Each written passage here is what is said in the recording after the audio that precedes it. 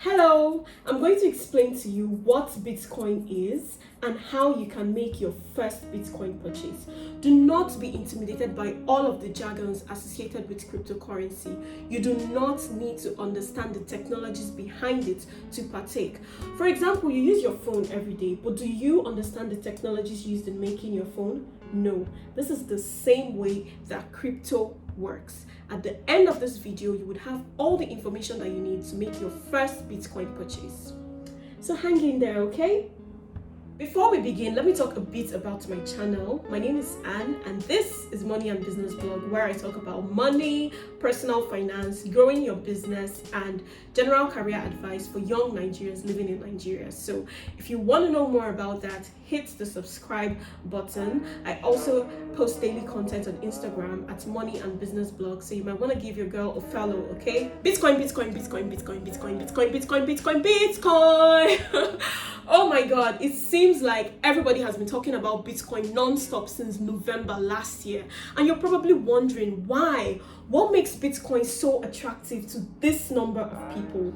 Well, it's attractive for several reasons. One, decentralization. Bitcoin is not controlled by the government or any third party for that matter.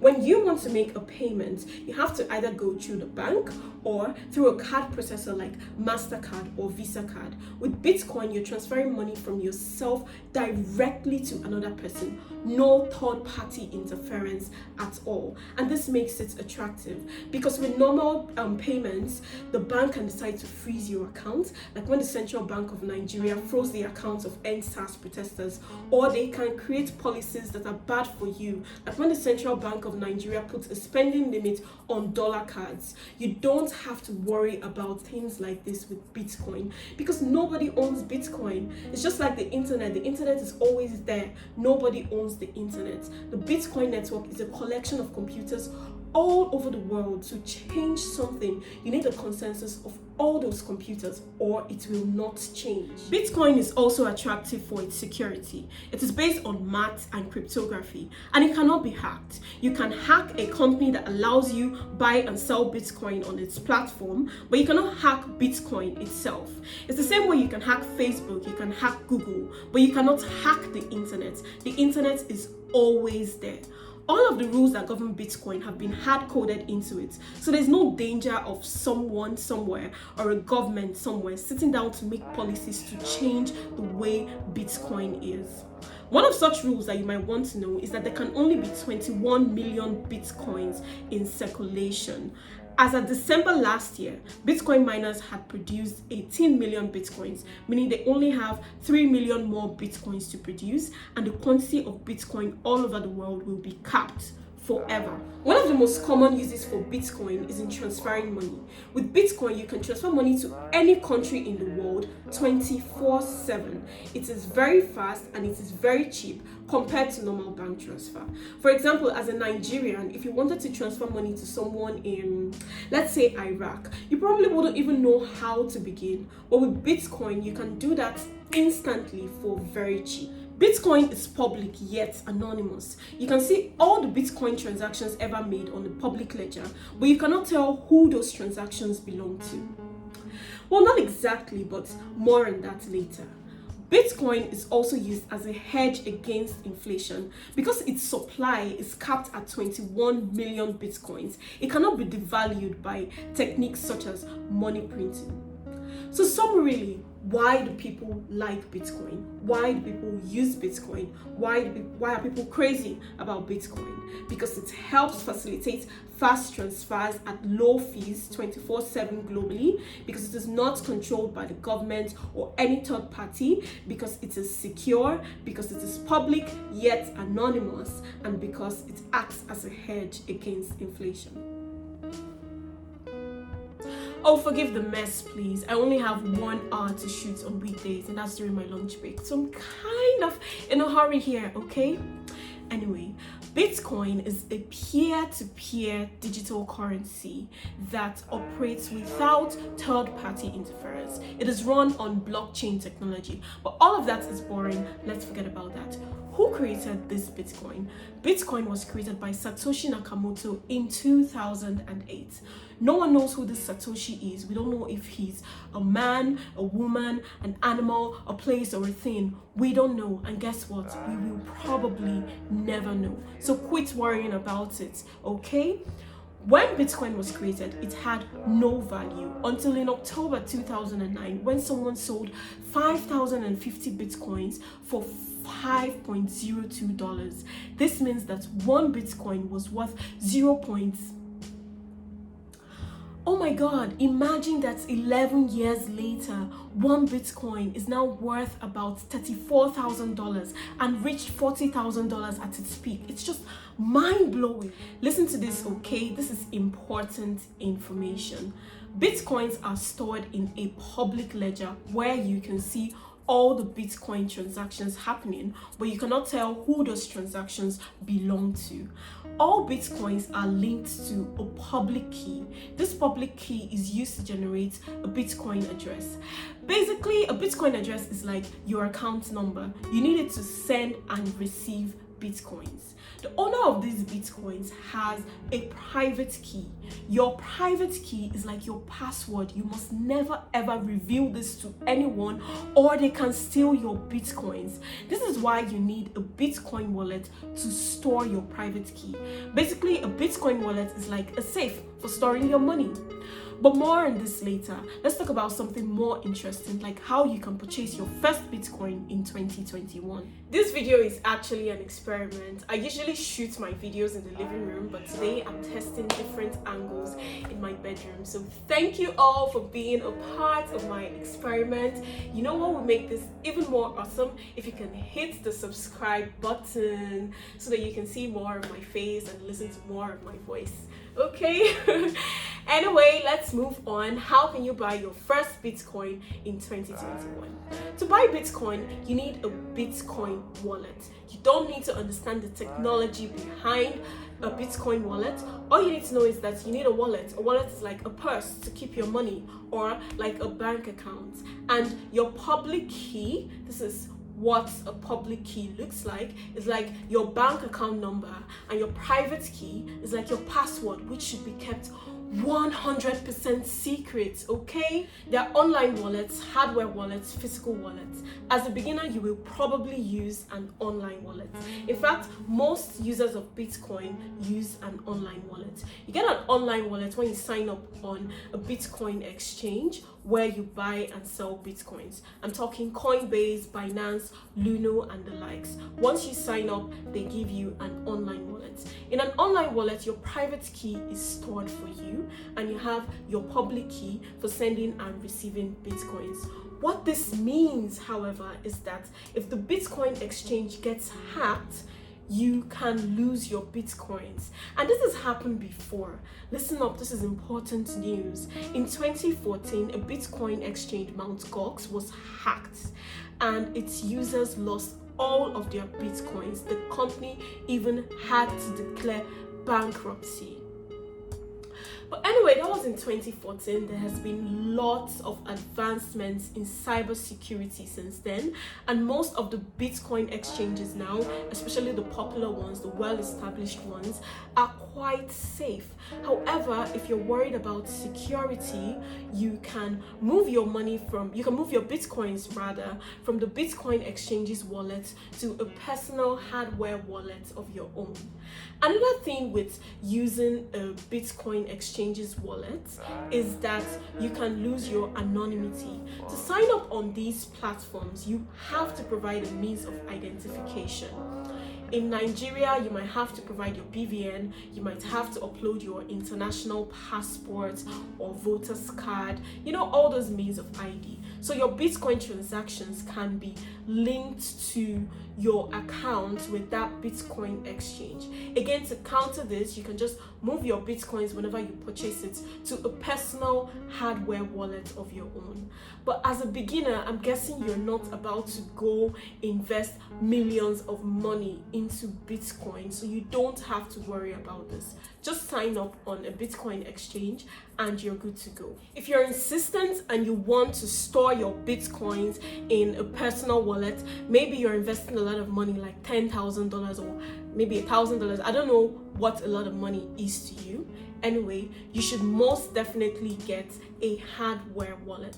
A hardware wallet is not connected to the internet, so it cannot be hacked. It's like a bank token. Yeah, it's like a bank token for storing your Bitcoin.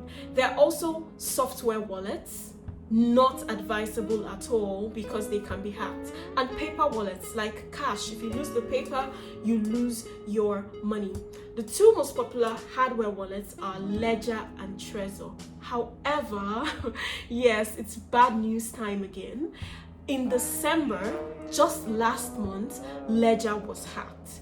The Bitcoin wallets are safe, their customers' Bitcoins are safe, but the hack released customers' names, emails, phone numbers, addresses, and some of these customers are complaining that people are sending them mails threatening to steal their Bitcoin. It's all just very bad, and it's a big scandal in the Bitcoin community. I've never used a hardware wallet before, so I really can't advise on this, I'm sorry. However, if you're a beginner, if you're like me, you just want to put less than 100,000 naira in Bitcoin or whatever amount that you feel is safe for you, then you don't need to worry about all of this. Just sign up on a Bitcoin exchange, you get your wallet, and you're good to go. Summarily, to buy Bitcoins, you need to sign up on a Bitcoin exchange. The most popular exchange in the world is Coinbase, but unfortunately, it's not available for Nigerians or Africans for that matter.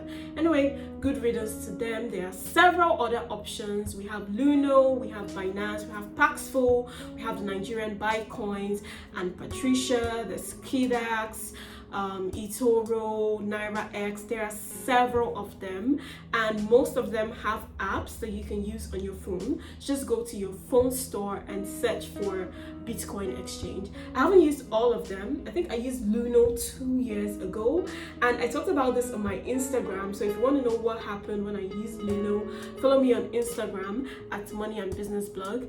And I used Bitcoins just 2 weeks ago. To sign up on these platforms, you would have to provide a means of identification. If you're Nigerian, you most definitely have to provide your BVN. In fact, some of these exchanges will tell you to hold up your ID and take a picture of your face. Yes, it's that deep. It can take you a few days to get verified, but I think on Bitcoins, it took me about an hour or so. Maybe because it's Nigerian and I'm Nigerian. I don't know. Anyway, after making this video, I am going to use a lot of the Bitcoin exchanges that I just mentioned, and then because I'm nice, I'm going to make a comparison video for you. If you've watched my previous comparison video where I talked about the best savings apps in Nigeria, then you know that I make good comparison videos. If you haven't watched it, check it out. And this is the point where I ask you to like this video and subscribe to my channel so that you can watch my upcoming Bitcoin exchange comparison videos and other nice videos that I'm going to put out this year. Also, let me know in the comments what you liked and did not like about this video, or let's just have a general discussion. Listen, I could go on and on and on all day about Bitcoin, but the best way to get in is to just take that leap, sign up on an exchange, and buy the smallest amount of Bitcoin that you can afford. We learn by doing. That is the first step that you have to take. And again, there are several exchanges available in Nigeria. We have Luno, we have Binance, we have Paxful, Bitcoins, Patricia, NairaX, etc. Sorry, I cannot recommend anyone to you. I am not affiliated to any of these companies, nor do I endorse any of them. In fact, I own just 0 points. Oh my god, I don't know, maybe like 10,000 naira in Bitcoin. I'm also part of the people who missed out on this Bitcoin rise. I'm not really bothered about it because I don't know, I just feel like it would rise again. So I'm waiting. But please do not take advice on cryptocurrency from me at all. I am a beginner like you. This video's aim was to teach you the basics of Bitcoin and how to buy your first BTC, and I think I've done justice to that. So thank you very much. Oh my god, it's 2 p.m. I have to go back to work now. Bye. I feel like this video won't be complete without me giving my unsolicited 2 cents about Bitcoin. So, at the risk of being cancelled for being a fraud, here it is, raw, unfiltered. I feel like Bitcoin is here to stay. Well, it's not really a feeling. There are indicators. I made a post on my Instagram which showed some of the breaking news in Bitcoin per se in 2020. First of all, the most popular Bitcoin exchange, Coinbase, has announced an upcoming IPO. This will be the first Bitcoin-based company to be listed on the US stock exchange. This is evidence that Bitcoin has produced value, it has produced like a top company, a big company, it has produced jobs for people. Notwithstanding the rise, I mean, like, one thing that is common to Bitcoin is its volatility. So if it can rise rapidly like it did in 2020, it can definitely fall rapidly.